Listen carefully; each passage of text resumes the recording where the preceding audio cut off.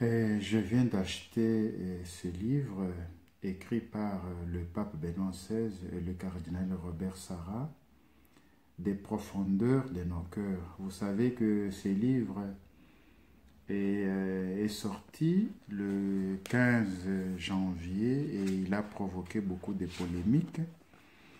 Alors nous allons chercher de vous présenter une recension rapide. Nous ferons une recension complète prochainement. Dans la recension rapide, ce livre a 165 pages, non, 173 pages. 173 pages. Alors, vous avez la note de l'éditeur, page 11, et puis le texte d'introduction des deux auteurs. De quoi avez-vous peur? Introduction des deux auteurs. C'est un livre qui comprend seulement 2 chapitres, c'est-à-dire 2 textes principaux. Le premier texte, c'est celui du pape Benoît XVI, le sacerdoce catholique, à la page 27, et tandis que le deuxième texte, c'est du cardinal Sarah intitulé « Aimer jusqu'au bout ». Regard ecclésiologique et pastoral sur les célibats sacerdotal. Et puis, vous avez à la fin la conclusion des deux auteurs. Et tous les deux donnent une très belle conclusion. Alors ici, pour aujourd'hui, j'aimerais me limiter seulement à l'introduction des deux auteurs. Mais ce qui m'a frappé en lisant cette introduction, c'est le fait que les deux auteurs affirment qu'ils ne peuvent pas se taire. Ils ne veulent pas se taire. Dans une lettre célèbre adressée à l'évêque donatiste Maximinus, saint Augustin annonce son intention de publier sa correspondance. Que puis-je faire, demande-t-il, sinon lire aux fidèles catholiques nos lettres pour qu'ils puissent en être instruits. Nous nous sommes décidés à suivre l'exemple de l'évêque Hippone, affirme Benoît XVI et cardinal Robert Sarah. Ces derniers mois, alors que le monde résonnait du vacarme créé par un étrange synode des médias qui prenait le pas sur les synodes réels, nous nous sommes rencontrés. Nous avons échangé nos idées, nos préoccupations. Nous avons échangé, nous avons prié et médité dans le silence. Chacune de nos rencontres nous a mutuellement confortés et apaisés. Nos réflexions menées par des voies différentes nous ont conduits à échanger des lettres. La similitude de nos soucis et la convergence de nos conclusions nous ont décidé à mettre le fruit de notre travail et de notre amitié spirituelle à la disposition de tous les fidèles, à l'instar de saint Augustin. En effet, comme lui, nous pouvons affirmer « silere non possum », c'est-à-dire « je ne peux pas me taire ».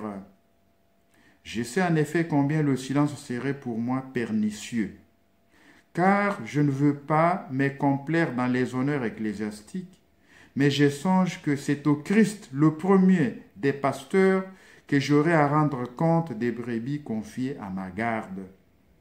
Je ne peux pas me taire ni feindre l'ignorance. Comme évêque, nous portons la sollicitude de toutes les églises. Dans un grand désir de paix et d'unité, nous offrons donc à tous nos frères évêques, prêtres et fidèles, laïcs du monde entier, les bénéfices de nos échanges, écrivent Benoît XVI et Robert Sarah. Nous les faisons dans un esprit d'amour de l'unité de l'Église. Si l'idéologie divise, la vérité unit les cœurs. Scruter la doctrine du salut ne peut qu'unir l'Église autour de son divin Maître. Nous les faisons dans un esprit de charité.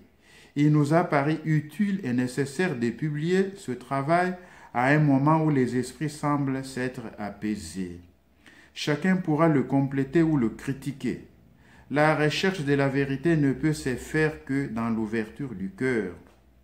Nous offrons donc fraternellement ces réflexions au peuple de Dieu et bien entendu dans un esprit de fidèle obéissance au pape François. Nous avons pensé en particulier aux prêtres. Notre cœur sacerdotal a voulu les conforter, les encourager. Avec tous les prêtres, nous prions. Sauve-nous, Seigneur, nous périssons. Le Seigneur dort alors que la tempête se déchaîne. Il semble nous abandonner au flot du doute et de l'erreur. Nous sommes tentés de perdre confiance. Des doutes par les vagues du relativisme submergent la barque de l'Église. Les apôtres ont eu peur. Leur foi s'est attiédie. L'Église aussi semble parfois vaciller. Au cœur de la tempête, la confiance des apôtres en la puissance de Jésus était ébranlée. Nous vivons ces mêmes mystères. Pourtant, nous sommes profondément en paix, car nous savons que Jésus qui conduit la barque. Nous savons que jamais elle ne sombrera. Nous croyons qu'elle seule peut nous conduire au port du salut éternel. Nous savons que Jésus est là, avec nous dans la barque. Nous voulons lui redire notre confiance et notre fidélité absolue, plénière sans partage. Nous voulons lui redire ce grand oui que nous lui avons dit au jour de notre ordination. C'est ce oui total que notre célibat sacerdotal nous fait vivre chaque jour. Car notre célibat est une proclamation de foi. Il est un témoignage car il nous fait entrer dans une vie qui n'a pas de sens qu'à partir de Dieu. Notre célibat est témoignage, c'est-à-dire martyr. Le mot grec possède les deux significations. Dans la tempête, nous prêtres devons réaffirmer que nous sommes prêts à prendre la vie pour le Christ. Jour après jour, nous donnons ces témoignages grâce au célibat par lequel nous livrons notre vie.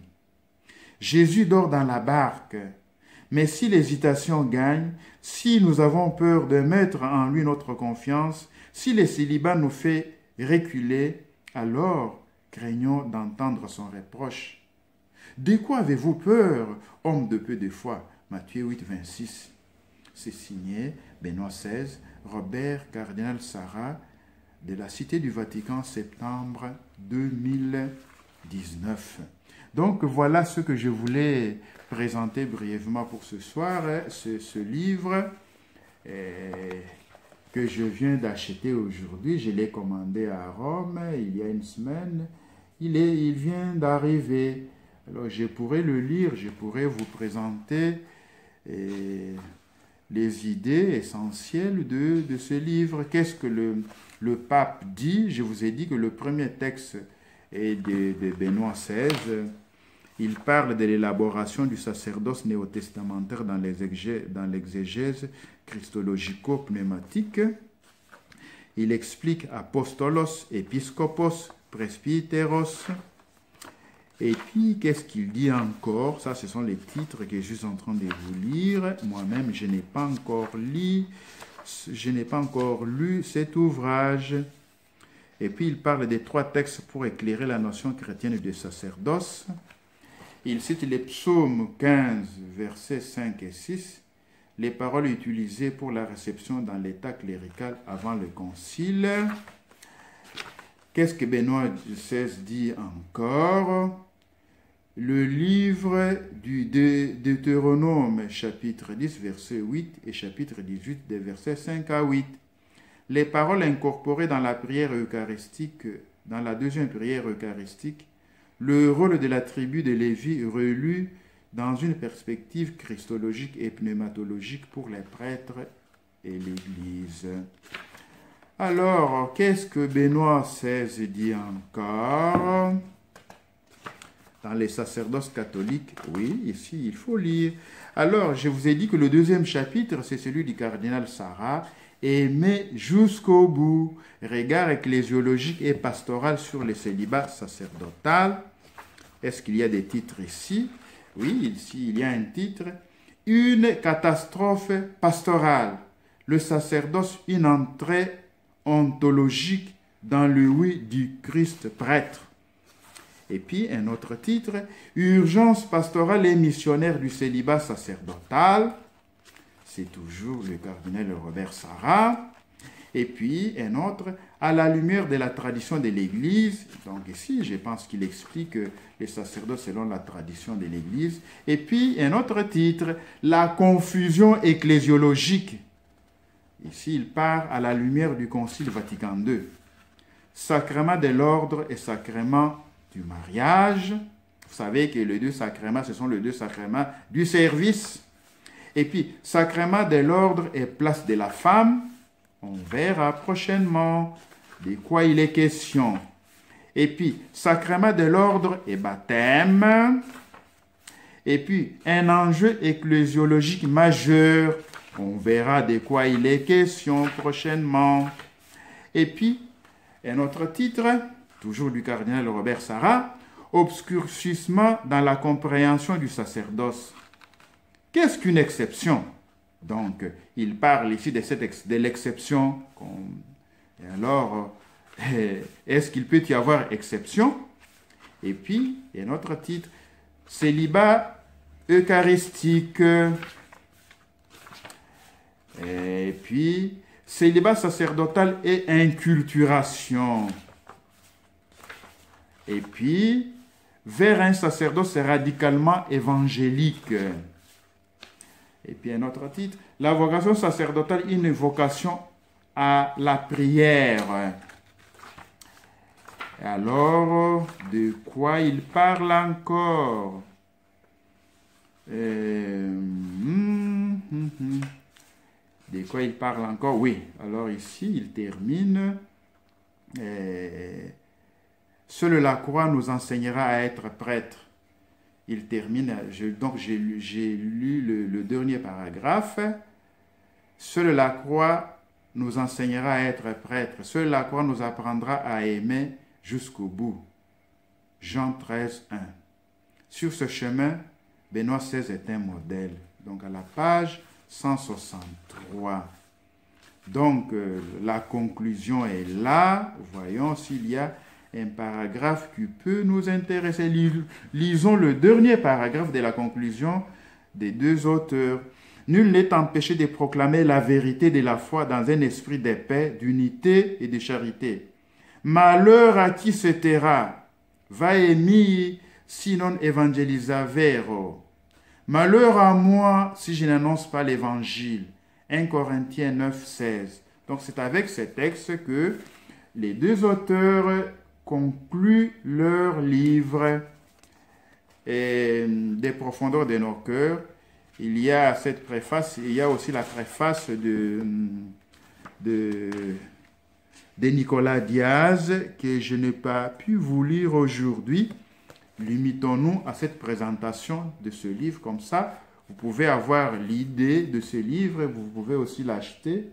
Je l'ai acheté à 22,53 €. Vous pouvez le commander. Moi, je l'ai commandé. Il est arrivé. Il est très intéressant. Et personnellement, je voulais... ok, ça va. Alors, à la prochaine. Que le Seigneur Jésus-Christ continue à guider son Église. Que son Esprit Saint puisse descendre de nouveau dans l'Église. Qu'il y ait de nombreuses vocations, mais surtout des prêtres saints pour évangéliser le XXIe siècle. Laudetur Jesus Christus.